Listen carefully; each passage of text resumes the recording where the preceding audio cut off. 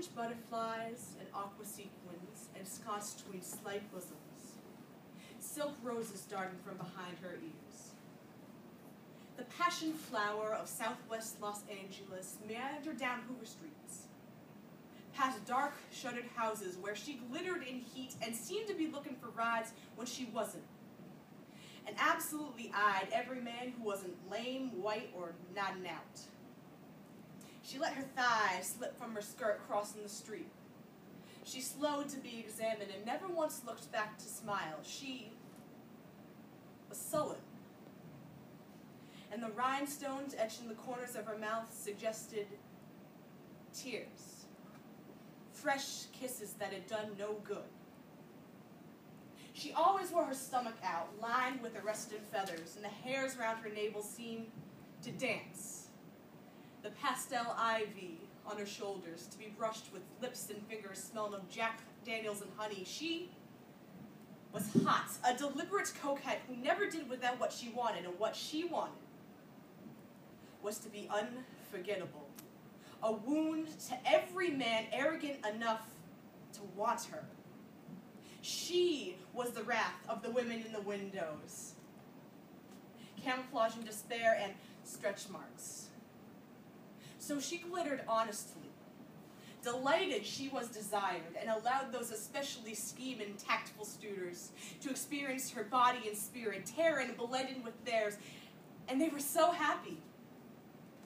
And lay on her bed full and wet from her tongue, she kissed them reverently, even ankles, the edges of beards.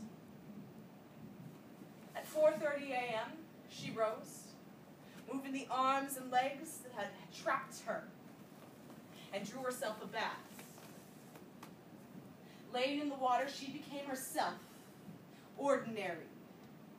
Big, braided woman, big legs, full hips, a regular colored girl. Seriously intending to finish her night's work, she walked back to the guest straddled on her pillows and said, "You can't stay here no more. I got a lot of work to do today, so I need you to go. Here are your pants, there's coffee on the stove. It's been very nice, but I can't see you no more. You got what you came for, didn't you?" She smiled. He would either mutter curses about crazy bitches or sit there dumbfounded. She smiled again and repeated, "I can't possibly get no work done with no man around here. Why don't you go home?"